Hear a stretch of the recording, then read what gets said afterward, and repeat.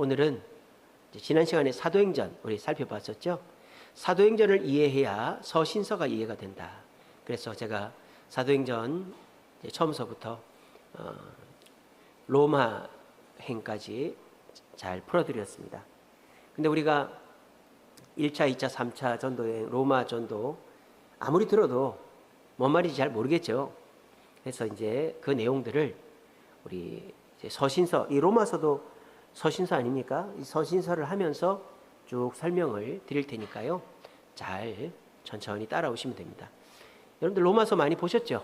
그렇지만은 설교로 중간중간에 봤지 통째로 살펴보는 기회가 별로 없었을 것이고, 또 이 로마서의 이제 핵심적인 내용들을 전체적인 관점에서 조망해 본 적이 없지 않나 싶습니다. 오늘 로마서를 이제 전체적으로 한번 살펴보시는 기회를 가지게 될 것입니다. 자, PPT로 넘겨주세요. 로마서의 주제는 이신칭이죠. 뭐니 해도 이신칭이. 이 로마서로 은혜 받은 사람들이 있어요.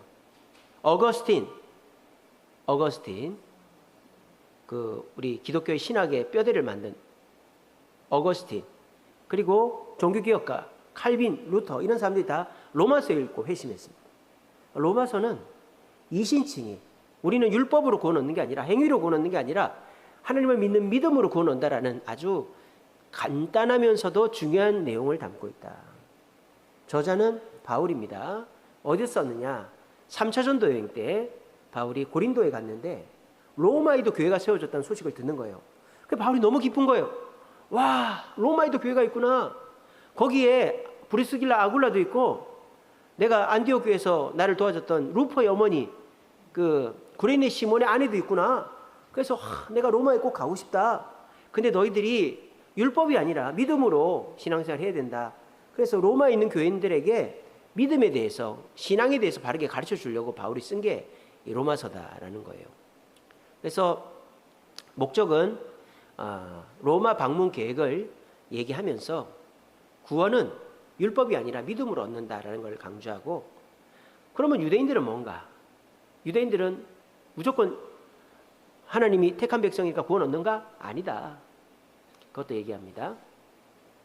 그래서 이제 특징은 이제 기독교 핵심 교리, 죄, 구원, 은혜, 또 성도 간의 화목, 이런 것들을 다루고 있습니다. 서신서 중에서 가장 논리적이고 정교하게 로마 교인들에게 복음을 설명하는 내용이고요. 또 이스라엘 민족이 이제 때가 차면 돌아올 것이다, 집단적인 회심을 할 것을 예언하고 있는 책이기도 합니다. 자, 로마서는 총 16장으로 되어 있죠. 1장부터 8장까지는 교리적인 내용입니다. 9장부터 11장까지는 역사입니다. 역사. 12장부터 16장까지는 이제 새로운 피조물이 된 하나님의 백성들이 어떻게 살아야 될 것인가, 윤리적이고 실천적인 내용입니다. 그래서 1장 1절에 17절은 내가 너희들한테 가고 싶다, 뭐 그런 내용이고요.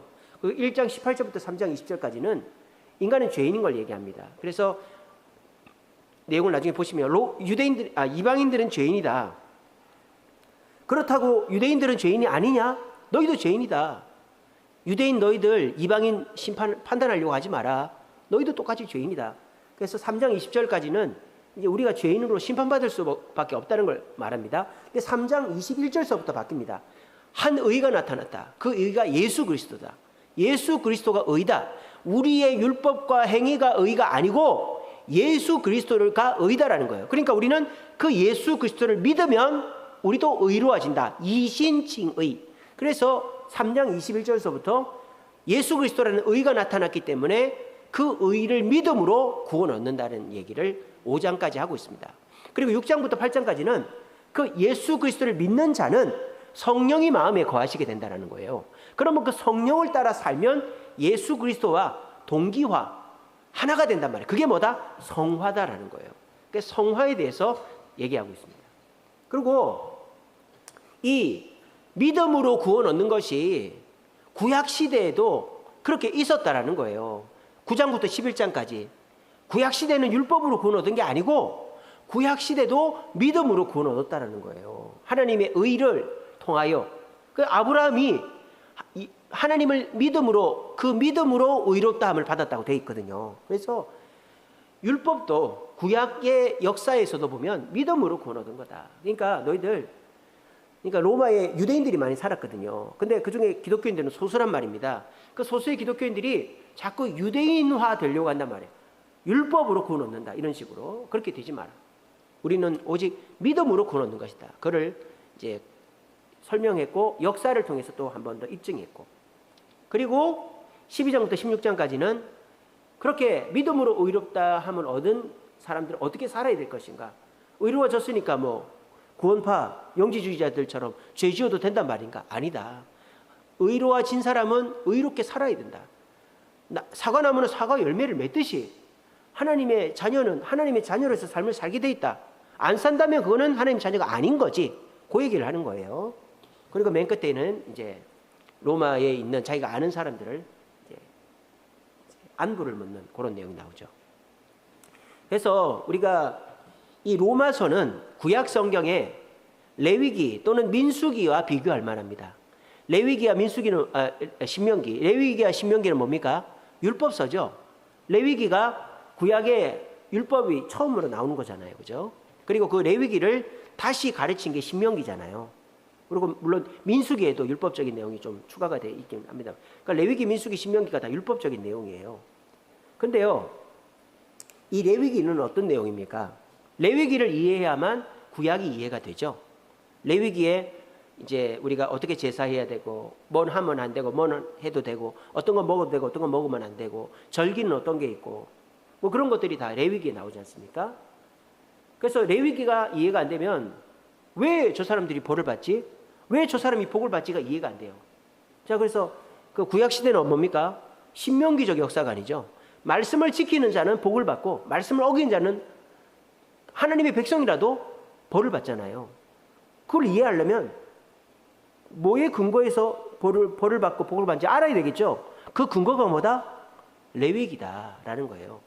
그래서 레위기는 하나님의 백성이든 아니든 복을 받고 벌을 받으려면 어떻게 하면 되는지를 나와 있는 게 레위기란 말이에요. 그리고 이 레위기는 하나님과 어떻게 만날 수 있는가, 하나님과의 만남에 대해서 가르쳐 주는 게 레위기예요. 레위기 이전에는 하나님을 만나는 방법을 몰랐죠. 뭐 제사를 어떻게 지는지, 또 뭐 번제, 소제, 화목제, 속건제, 속죄제 이 5가지도 몰랐고, 그리고 절기도 몰랐고, 하나님 만나는 절기, 안식일, 뭐 안식년, 신년 이런 것도 몰랐고, 유월절, 뭐 초막절, 뭐 맥주절 이런 거 몰랐잖아요. 그래서 레위기의 핵심은 2가지입니다. 어떻게 하면 복을 받고 어떻게 하면 벌을 받는가를 가르쳐 주는 거고, 두 번째는 하나님을 어떻게 만나는가를 가르쳐 주는 거예요.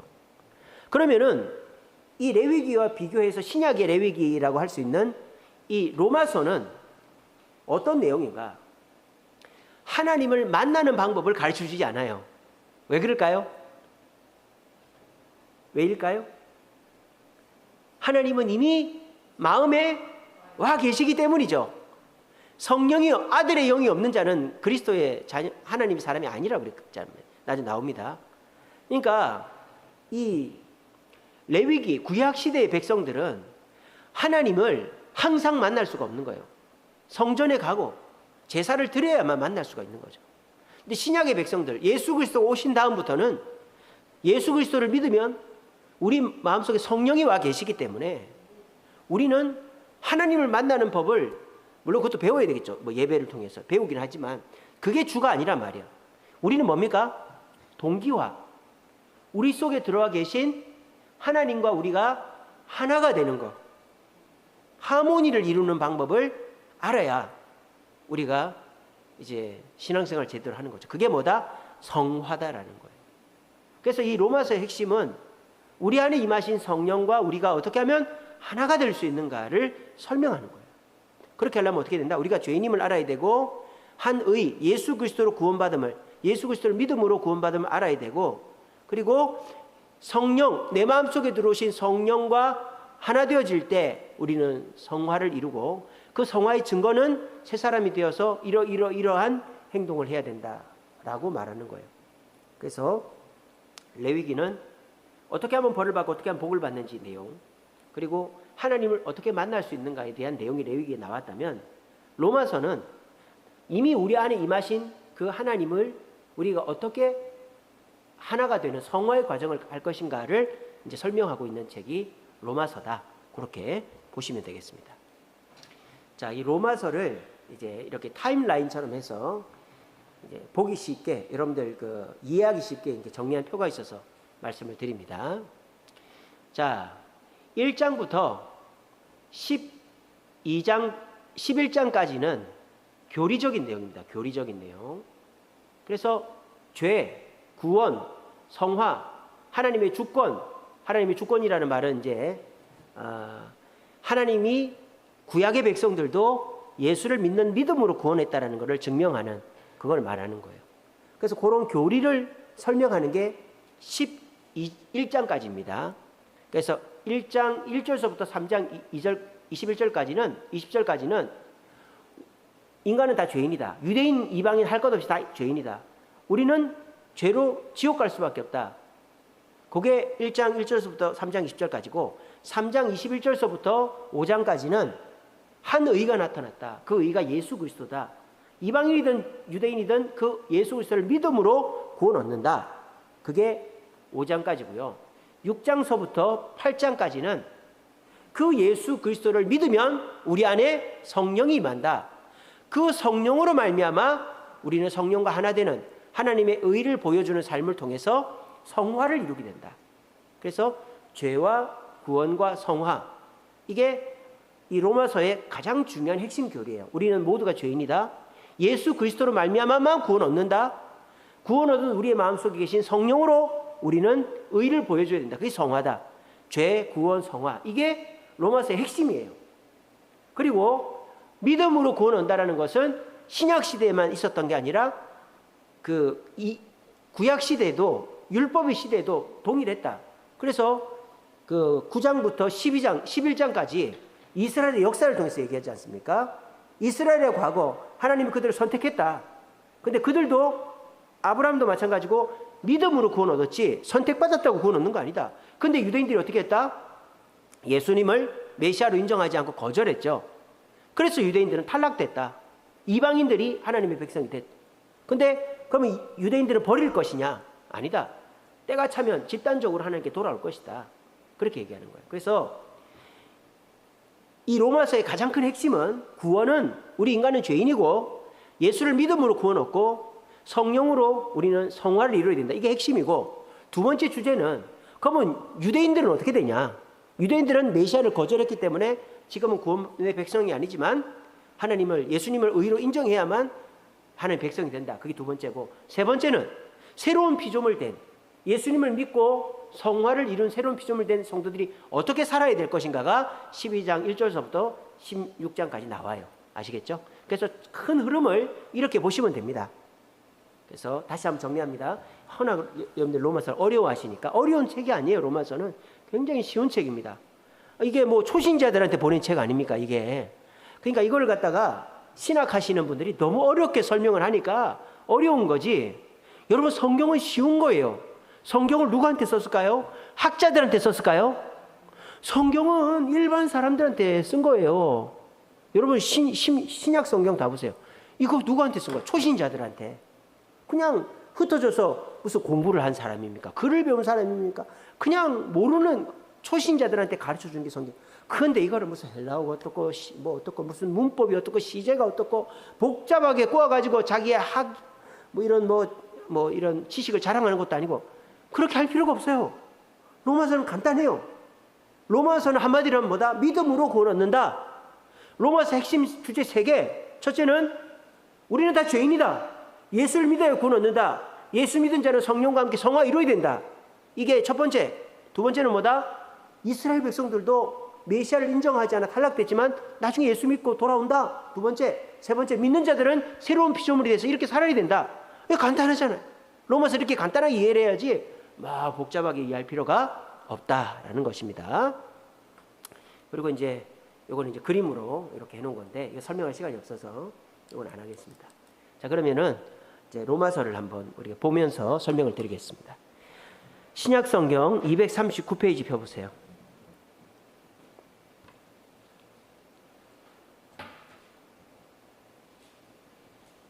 신약성경 239페이지. 다 피셨죠? 자, 로마서 1장 1절서부터 17절까지는 바울의 인사입니다. 1장 1절 보세요. 예수 그리스도의 종된 바울은 사도로 부르심을 받아 하나님의 복음을 위하여 택정함을 입었으니, 그러면서 8절 보세요. 내가 예수 그리스도로 말미암아 너희 모든 사람에 관하여 내가 하나님께 감사하면 너희 믿음이 온 세상에 전파되었습니다.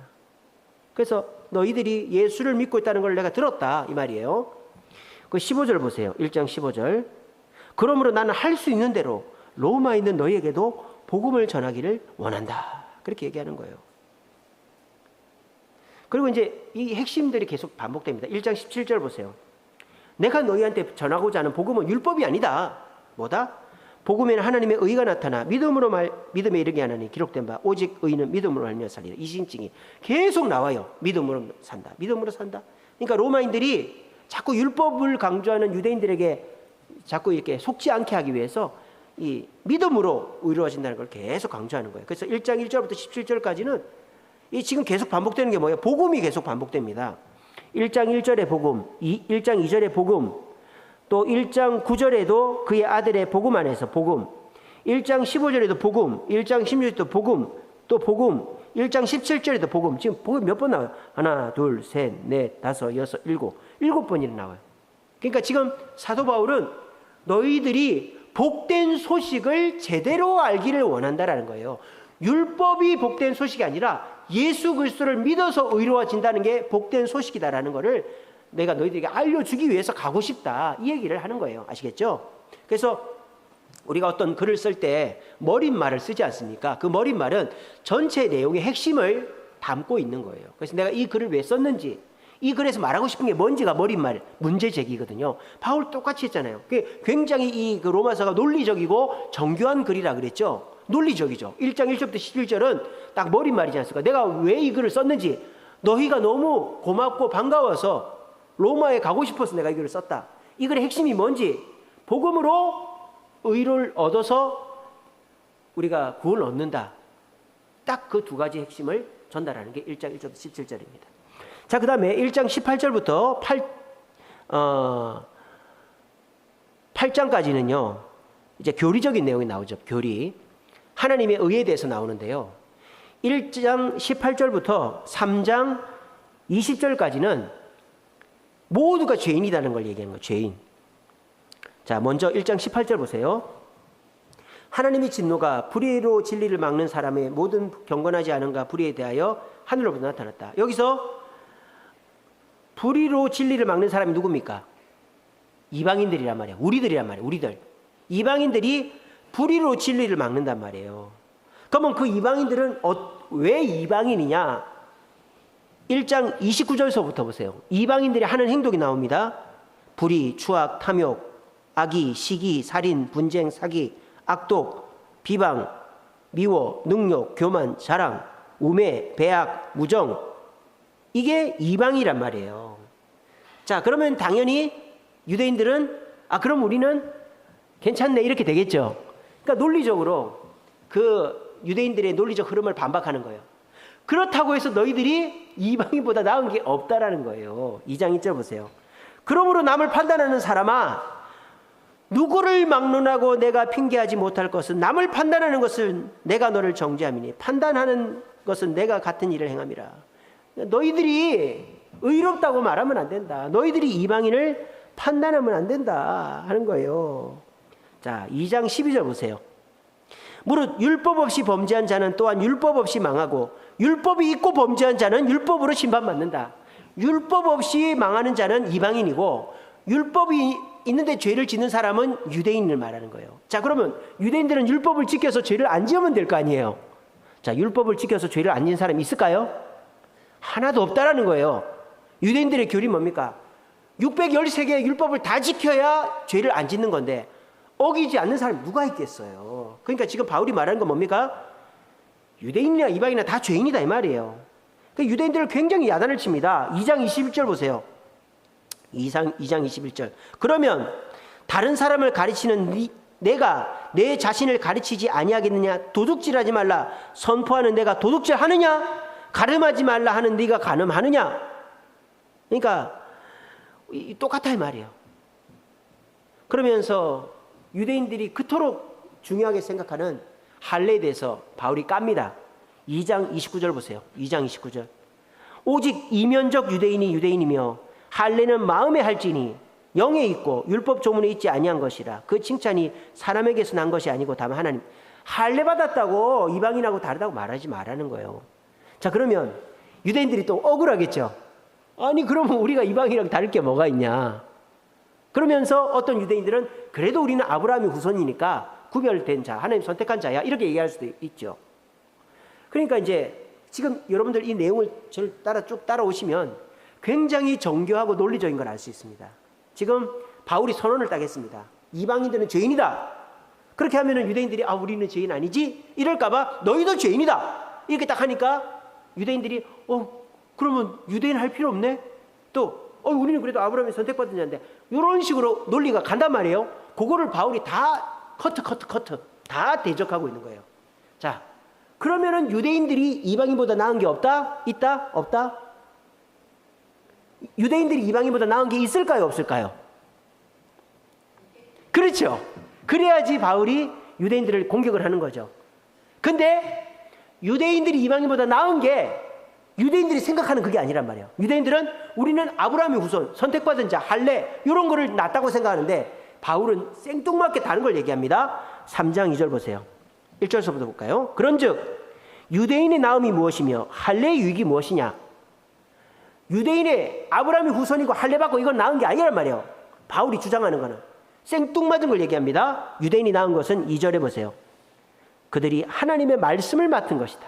너희들이 잘하는 것, 너희들에게 이방인보다 좋은 거는 너희들이 뭐 대단하고 훌륭하고가 아니라 하나님이 선택한 것이 아니고 너희들이 하나님의 말씀을 받았다는 것이 그래도 장점이다. 그러나 3장 9절 보세요. 3장 9절. 그러면 어떠하냐? 우리는 나으냐? 율법을 받았다고, 말씀을 받았다고 우리가 나으냐? 결코 그렇지 않다. 유대인이나 헬라인이나 다 죄 아래 있고 우리는 이미 의인은 없나니 하나도 없다. 우리는 이 죄에서 절망할 수밖에 없다. 그래서 바울이 굉장히 절망적인 얘기를 합니다. 3장 20절 보세요. 그러므로 율법의 행위로 그의 앞에 의롭다 하심을 얻는 육체가 없나니 율법으로는 죄를 깨달을 뿐이다. 초등학문이다. 율법은 그냥 깨닫게만 하는 거지 그게 우리를 의롭게 하지 못한다. 법조문이 어때요? 우리 율법전서가 죄를 못 짓게 하는 것, 죄를 깨닫게 하는 거지 그것이 우리를 의롭게 하는 게 아니죠. 법전이 우리를 의롭게 하는 게 아니잖아요. 법전은 딱 펼쳐서 너 이런 죄 지었으니까 감옥 가, 이거 아닙니까? 율법이 그렇다 이거예요. 우리가 죄인됨을 알게 해주는 게 율법이다. 물론 율법도 소중하죠. 여러분, 뭐가 죄고 뭐가 죄가 아닌지를 먼저 알아야 죄를 안 지을 거 아니에요. 율법은 그런 정도로밖에 안 된단 말이에요. 근데 그 율법으로는 의롭다 하심을 얻을 자가 없다. 모두가 죄인이다. 얼마나 절망적입니까? 희망이 없습니다. 유대인으로 태어난 것도, 할례를 받은 것도, 율법을 아는 것도 희망이 안 된다 이 말이에요. 그러면은 우리에게 의로움, 희망은 뭐냐? 바로 그 다음에 나옵니다. 21절 보세요. 이제는 율법 외에 하나님의 한 의, 하나님의 한 의가 뭐죠? 예수님이다 말이야. 그 절망 속에 희망을 드러내는, 희망을 주는 분이 예수님이다라는 거예요. 한 의가 나타났다. 근데 그 의는 22절 보세요. 모든 믿는 자에게 미치는 하나님의 의인이 차별이 없다. 이 의는 이방인 유대인 차별이 없다. 이 의가 얼마나 위대한 것이냐. 율법으로 할 수 없는 일을 해주신다. 23절 보세요. 모든 사람이 죄를 범하였음에 하나님의 영광에 이르지 못하더니 유대인도 이방인도 이방인은 율법 자체를 모르니까 죄를 막 짓고 유대인들은 율법을 그래도 아는데 죄를 안 지을 방법이 없는데 죄를 다 지어도 어떻게 된다? 모든 사람이 죄를 지어도 24절 보세요. 그리스도 예수 안에 있는 속량으로 말미암아 하나님의 은혜로 값없이 의롭다 하시면 와, 이 얼마나 박수를 쳐야 될 일 아닙니까? 우리에게 소망이 절망인데 우리에게 예수 그리스도의 속량하심, 예수 그리스도의 그 십자가의 은혜로 우리는 죄사하며 이르는 은혜를 얻게 됐다. 그러니까 이게 얼마나 다이나믹합니까? 이렇게 막 왔다 갔다 하죠. 막 바울이 처음에는 너희들한테 가고 싶다. 너희들 너무 보고 싶다. 복음 전하겠다 막 갔어요. 근데 꼬꾸라집니다. 이방인들 죄인이다. 그럼 너희도 죄인 아닐까? 너희도 죄인이다. 그러면서 또 이렇게 가요.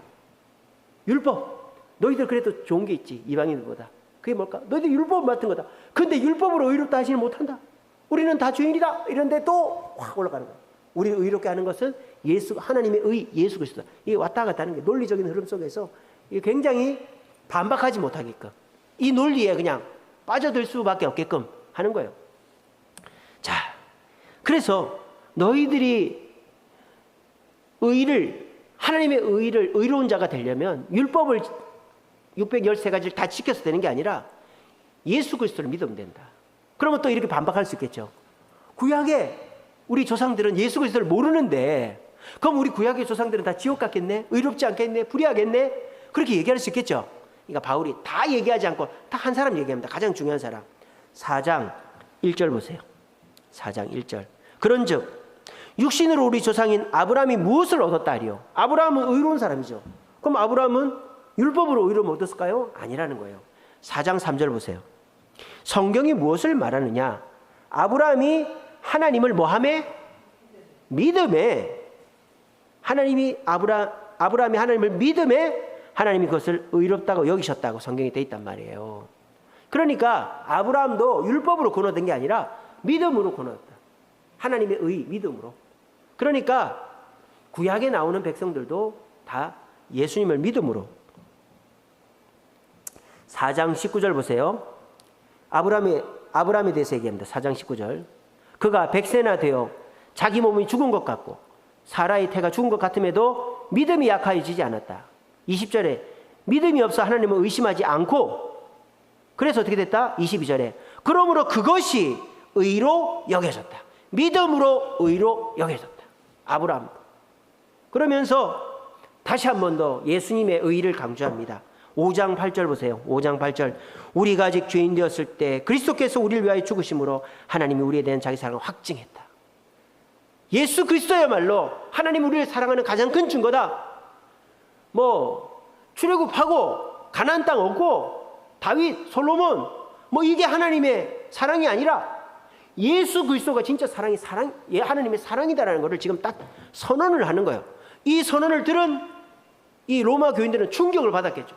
아니 그래도 우리가 유대인이고 그래도 우리가 유대인으로서 자부심을 느껴야 되는데 그게 하나님의 사랑이 아니라 예수 그리스도가 우리의 사랑이 하나님의 사랑이라는 거예요. 이게 쉽지 않단 말이에요. 왜 쉽지 않냐? 여러분 지금 메시아닉 주라고 있습니다. 저를 보세요. 메시아닉 주라고 있습니다. 그게 뭐냐? 아까 말씀드렸죠.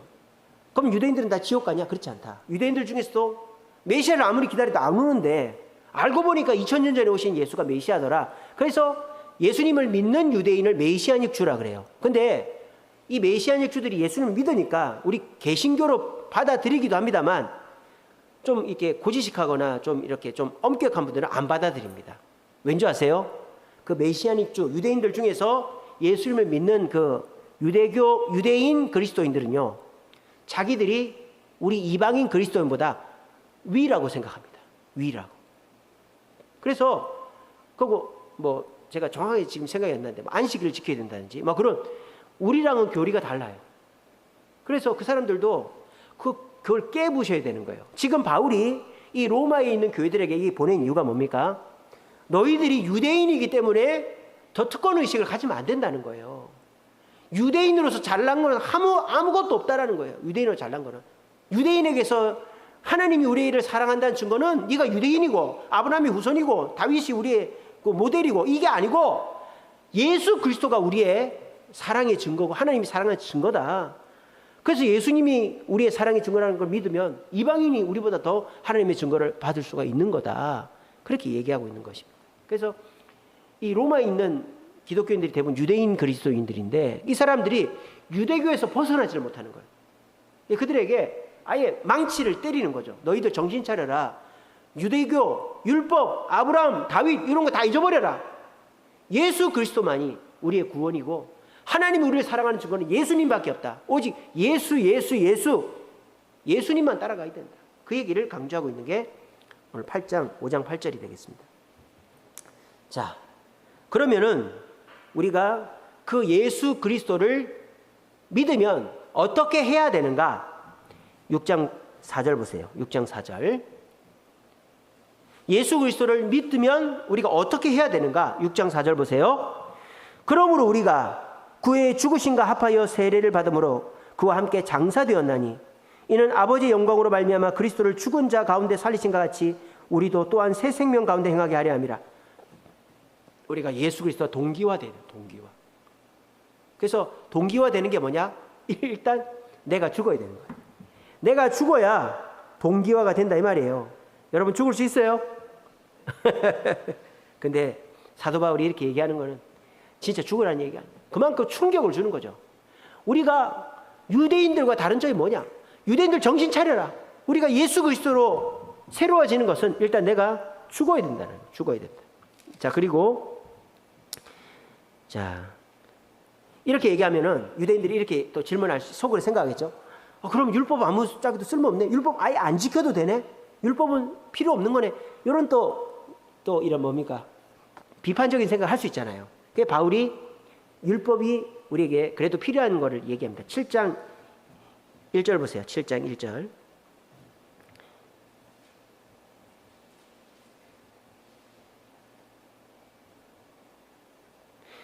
형제들아, 내가 법 아는 자들에게 말하노니 너희는 그 법이 사람이 살 동안만 그를 주관하는 줄 알지 못하느냐.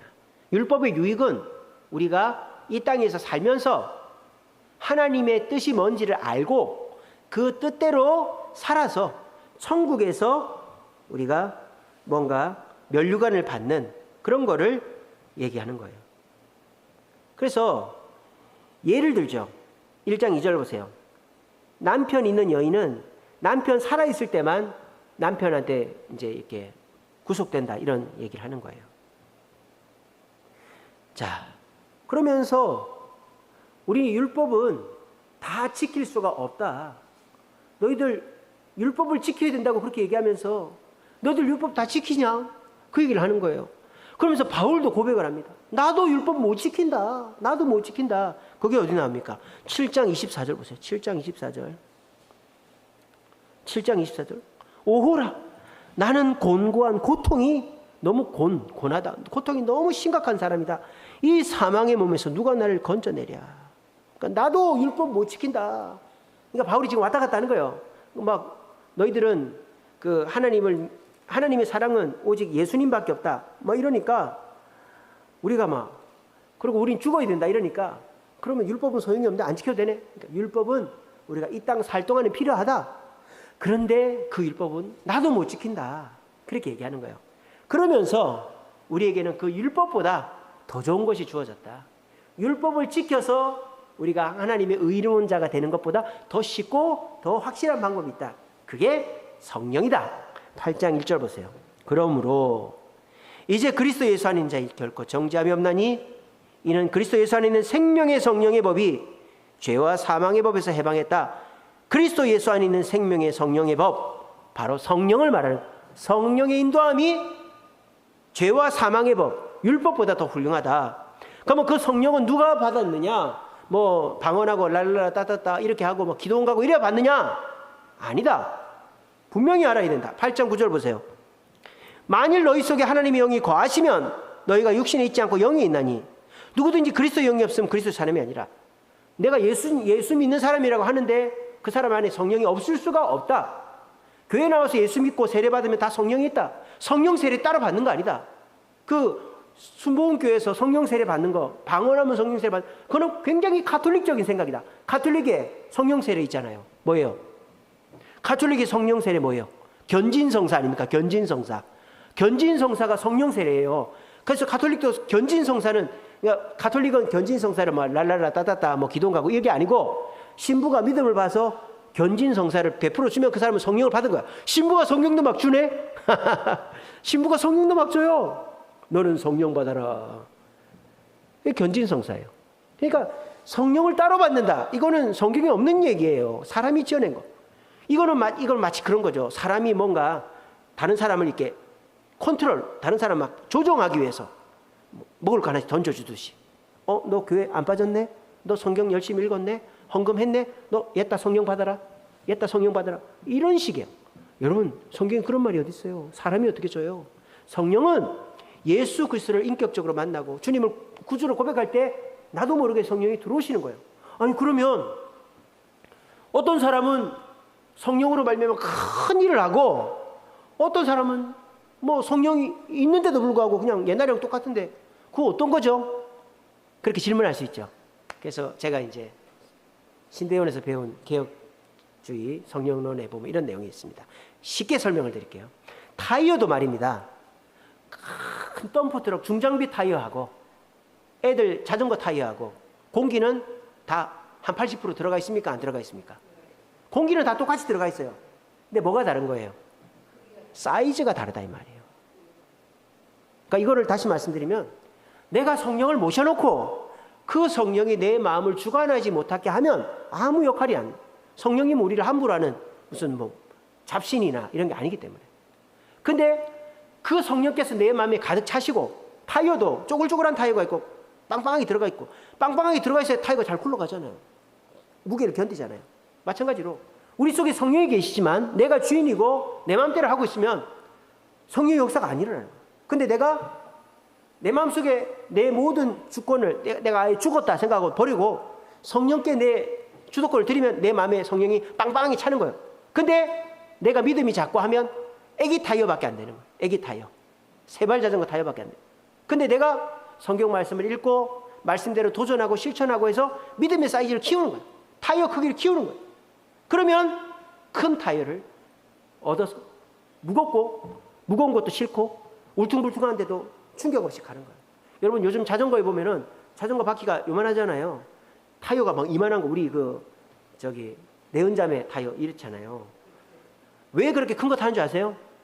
그럼 진동이 없어요. 승차감이 좋아요. 타이어 이만하면 막 진동에 막. 근데 타이어가 굵으면 승차감이 그냥 쑥 가는 거예요. 그냥 우리의 믿음이라는 게 뭡니까? 성령은 랄랄라 따따따 해서 받는 게 아니고 뭐 견진성사 신부가 준다고 해서 받는 게 아니고 예수를 믿는 순간에 들어오신다. 근데 이제 순복음이나 천주교에서 하는 말이 뭡니까? 성령 받아놓고 너 왜 그렇게 사냐? 심지어 순복음에서는 너 성령이 떠났네. 성령이 너를 버렸네. 여러분 성령이 우리를 버립니까? 그런 분이 하나님이에요? 그런 분이 예수님이에요? 그런 예수님은 안 믿겠습니다 저는. 우리를 버리는 분은 믿을 수가 없죠. 부모나 버리지.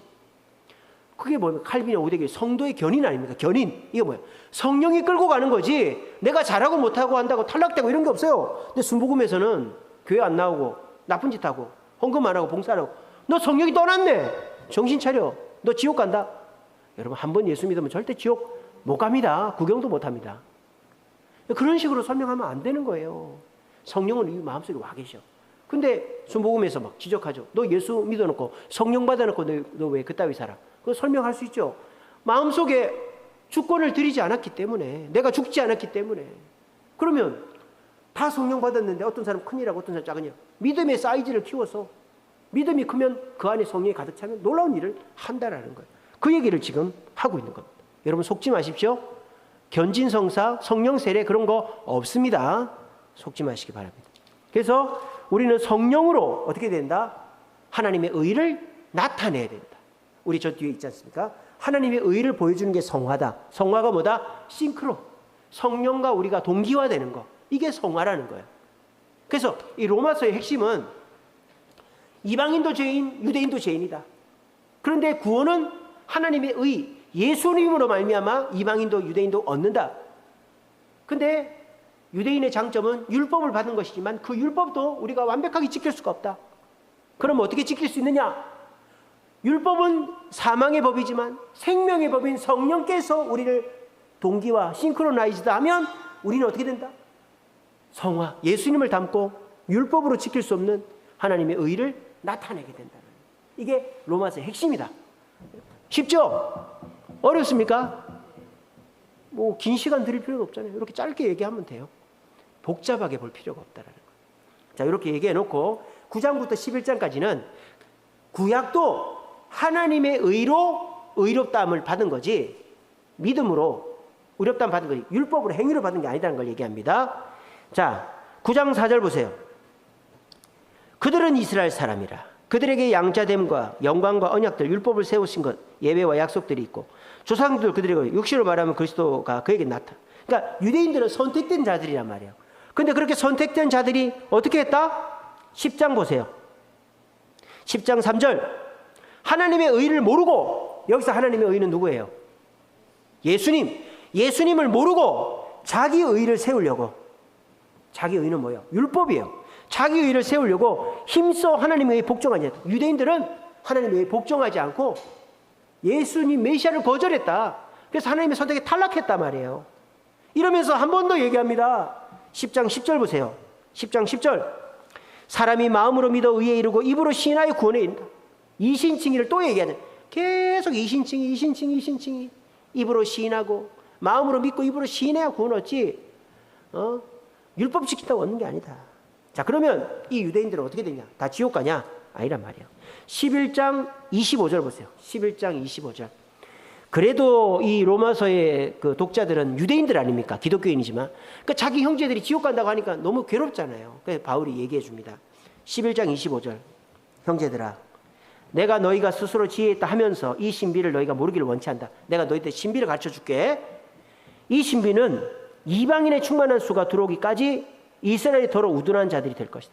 그러니까 이방인들이 메시아를 만나서 그 메시아를 통하여 변화되고 행복하고 천국 가는 것을 유대인들이 본단 말이에요. 보고 난 다음에 나중에 우리가 2000년 전에 오신 메시아를 몰라봤구나. 이렇게 한단 말이에요. 그래서 26절 보세요. 그리하여 온 이스라엘이 구원을 받으리라. 그러니까 이방인의 충만한 수가 차서 유대인들이 그걸 보고 자기들이 잘못했구나, 메시아가 왔었구나 한 걸 깨닫고 돌아온단 말이에요. 그러니까 이 말은 뭐예요? 유대인이라고 선택받아 천국 가는 게 아니라는 거예요. 유대인은 무조건 천국 가는 게 아니고 깨닫고 겸손하게 예수를 받아들여야 천국 간다라는 거. 아시겠죠? 제 친구 중에 제가 이름은 얘기하기 그렇습니다만 제가 미국 갔는데 깜짝 놀랐어요. 고등학교 동창을 만난 거예요. 미국에서 진해고등학교 동창을. 근데 이제 그 친구가 미국 유학한 지가 뭐 한 5년, 10년 넘었네. 15년째 됐나? 고등학교 졸업하고 대학 다니다가 바로 유학을 간 거예요. 그래서 거기서 신학도 하고 목회학 석사도 하고 있는데 애가 5이에요. 너무 힘들게 사는 거예요. 근데 저는 이제 경제적 여유가 있고 그래서 뭐 밥도 사주고 어디 여행을 가본 적이 없는 거예요, 애들이. 그래서 우리가 돈 다 돼가지고 워싱턴 여행을 시켜줬어요. 거기서 한 4시간 걸리거든요. 린츠버그에서 워싱턴까지 차로 가서 이제 같이 자고 여행하고 그래서 엄청 미국에서 잘 지냈어요. 그리고 이제 한 달에 돈도 몇백 불씩 주고 우리는 여유가 있으니까 그렇게 했는데 근데 이제 그 친구는 하나님의 은혜로 LA 쪽에 한인교회 담임으로 청빙을 받아가지고 갔어요. 그리고 이제 저희도 5년을 있으려고 그랬는데 2년만 있다가 목사님이 췌장암 걸렸다 그래가지고 들어가자 해가지고 그냥은 들어가긴 싫고 동부에서 서부까지 크로스컨트리, 그러니까 대륙 횡단을 하는 거예요. 그래서 이제 5박 6일 동안 동부에서 서부까지 쫙 차로 저 밑으로 조지아 이런 쪽으로 해가지고 쫙 해서 저 위쪽에 그 뉴멕시코 지나서 그 뭐 유타주 지나가지고 저 그 그랜드 캐년도 갔다가 라스베가스도 갔다가 그래 LA를 갔죠. 샌프란시스코 들렸다가 LA 갔는데 LA 갔더니 가서 이제 동생네 집에 있으면서 걔를 만난 거예요. 그래서 이제 같이 그 산타모니카 해변인가 거기도 가고 하여간 같이 이제 재밌게 지냈어요. 그리고 우린 들어왔죠. 근데 오늘 한국 왔는데 또 한국에 와 있다는 거예요. 한국에. 그러니까 그 교회에서 이제 담임 생활을 했는데 잘 안 됐나 봐요. 그래서 그냥 한국으로 들어와 버린 거예요. 왜냐하면 이제 유학생 신분이 끝났거든요. 그런데 이제 취업 비자가 안 나오면 있을 수가 없어요. 그래서 한국으로 나온 거예요. 그래서 이제 금천구 저기 그 서울 금천구 아시죠? 구로구 밑에 금천구. 거기 어떤 교회에 부목사로 있는 거예요. 그래서 이제 그 친구를 만났어요. 한번 식사를 하러. 그 가가지고 만났는데 이상한 얘기를 하는 거예요. 유대인들은 다 천국 간다는 거예요. 얘가 뭔 얘기를 하나.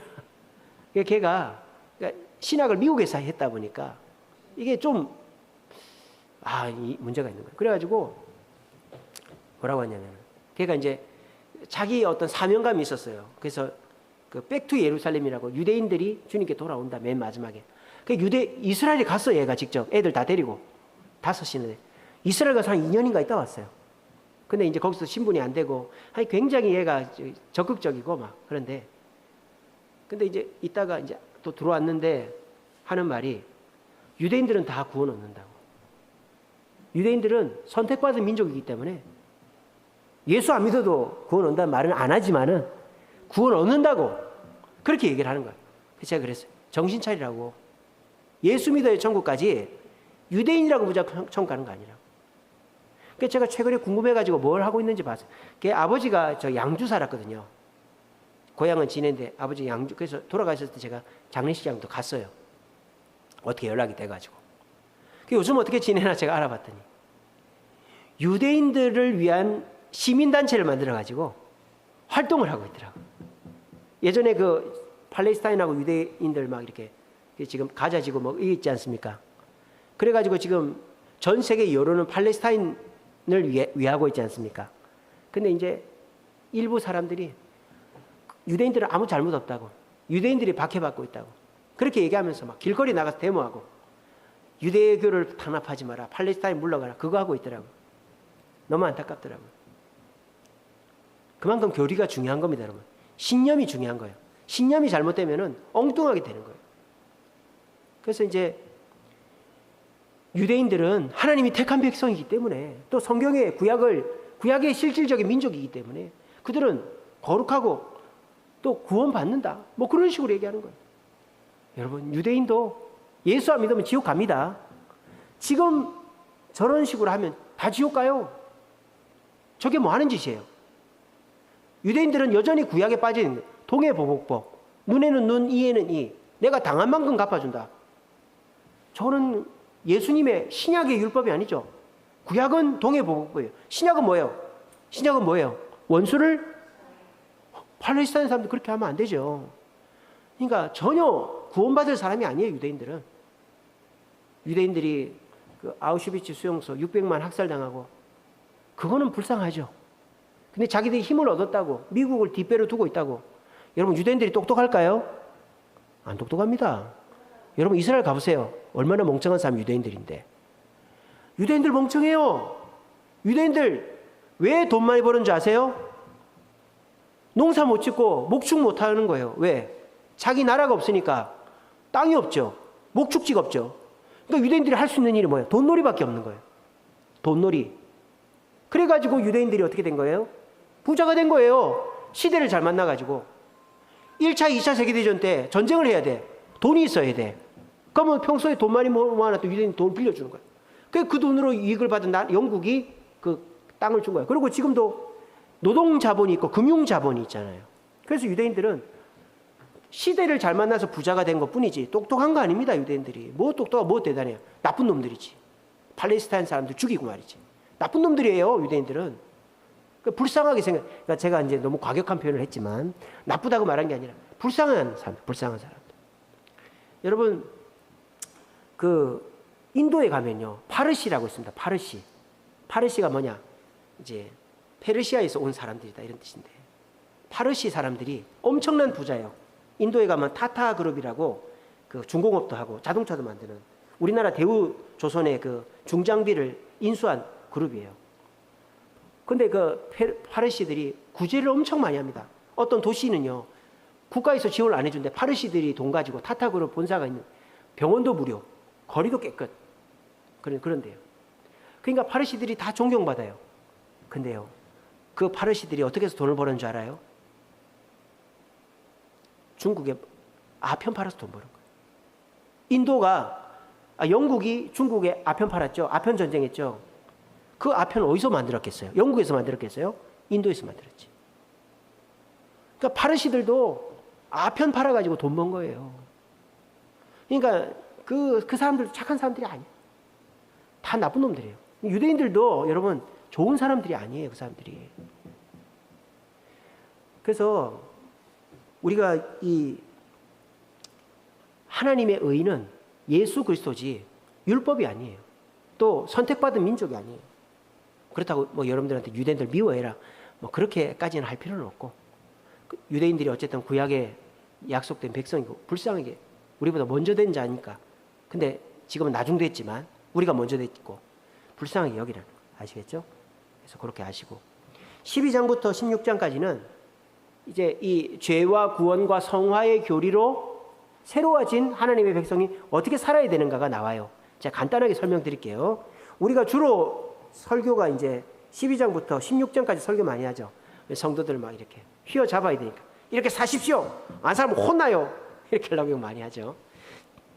자, 12장 1절 보세요. 그러므로 형제들아, 내가 하나님의 모든 자비하심 너희를 권하니 너희 몸을 하나님 기뻐 거룩한 산 제물로 드리라. 너희들이 하나님의 백성으로 이제 새로운 삶을 살아야 된다. 그러면서 8가지를 얘기합니다. 첫째는 뭡니까? 섬김입니다. 12장 6절 보세요. 우리에게 주신 은혜대로 받은 은사 각각 다르니 예언은 믿음의 분수대로, 섬기는 일 섬기는 일로, 가르치는 일 가르치는 일로.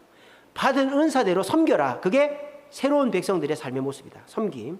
두 번째는 축복. 남을 축복하는 게 그리스도인들의 모습이다. 성화되는 그리스도인의 모습이다. 첫째 섬김, 두 번째 축복. 12장 14절 보세요. 너희를 박해하는 자를 축복하고 저주하지 말라. 그래서 미움을 받더라도 저주하면 안 돼요. 유대인들처럼 팔레스타인들 죽어도 된다, 죽어도 싸다, 그렇게 하면 안 돼요. 그거는 구약에 머물러 있는 거예요. 세 번째, 새 생명 얻은, 하나님의 의로 새 생명 얻은 자는 어떻게 살아야 된다? 하나님의 뜻에 복종해야 된다. 13장 1절. 각 사람 위에 있는 권세에 복종하라. 권세는 하나님으로부터 났기 때문이다. 하나님께 복종하고 이 땅의 권력자들에게도 복종해라. 그게 새 생명 얻은 의로운 사람들이다. 네 번째는 사랑해라. 8절 보세요. 피차 사랑의 빚 외에는 아무에게도 빚을 지지 마라. 서로 사랑해라. 10절 보세요. 사랑은 율법의 완성이다. 사랑은 율법의 완성이다. 다섯 번째로 새로 하나님의 의로 새로워진 사람은 어떻게 살아야 된다? 종말을 준비해야 된다. 11절 보세요. 자다가 깰 때가 벌써 되었나니 구원이 처음 믿을 때보다 가까웠다. 종말을 준비해야 된다. 우리는 종말 중심으로 죽음을 항상 준비하며 살아야 된다. 까르페 디엠. 너의 죽음을 생각해야 된다. 14장 1절. 하나님의 의, 새롭게 된 사람은 어떻게 남을 비판하면 안 된다. 믿음이 연약한 자를 너희가 받되 그의 의견을 비판하지 말라. 남을 비판하면 안 된다. 그 다음에 14장 15절. 14장 15절. 만일 음식으로 말미암아 형제에게 근심하게 되면 내가 사랑으로 행하지 아니함이라. 형제를 근심하게 하지 말라. 그러니까 유대인인데 유대인은 돼지고기 먹으면 안 되잖아요. 근데 유대인 앞에서 돼지고기 먹고 그러지 말라는 거예요. 그 사람 배려해 주란 말이에요. 배려.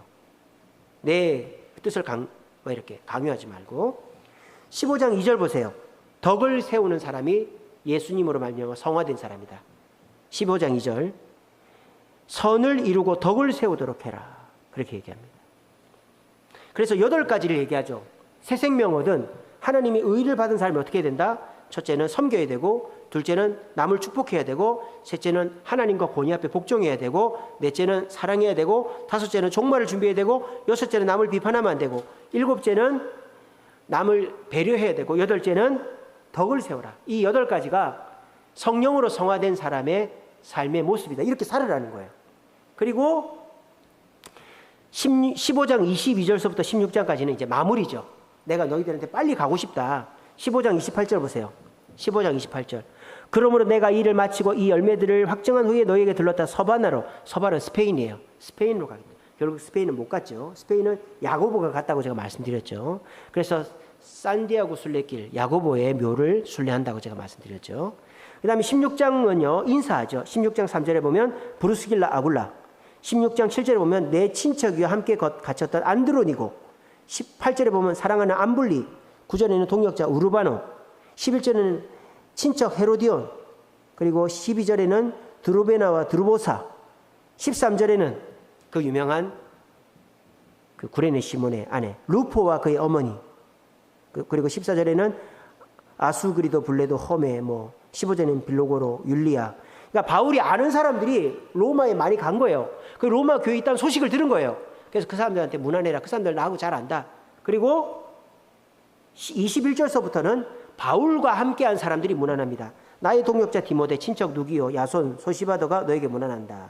그래서 우리가 너에게 빨리 가기를 원한다. 이렇게 얘기하는 거예요. 자, 로마서 끝.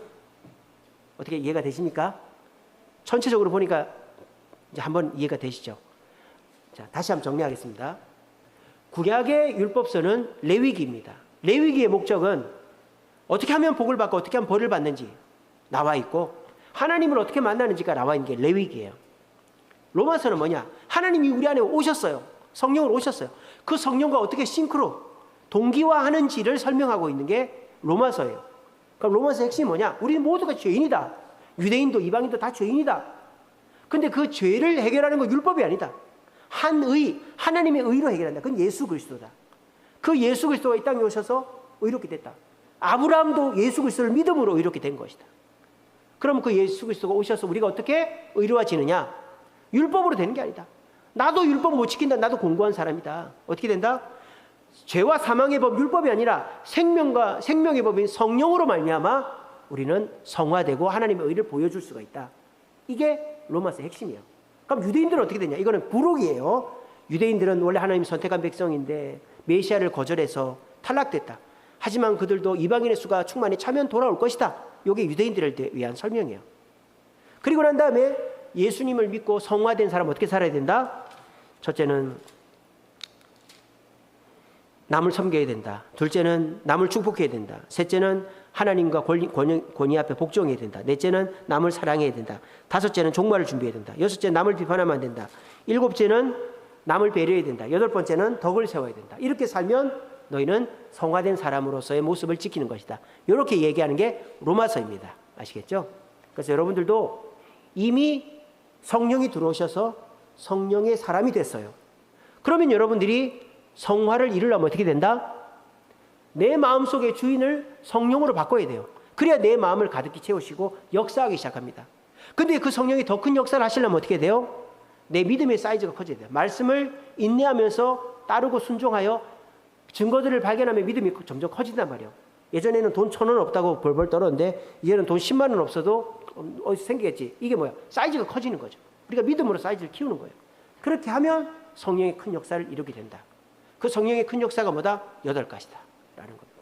이렇게 로마서를 이해하시고 우리가 내 안에 계신 성령을 내 주인으로 모시고 믿음으로 고난을 인내하며 성령이 나를 주관하셔서 큰 일을 할 수 있는 내가 되어야 되겠다.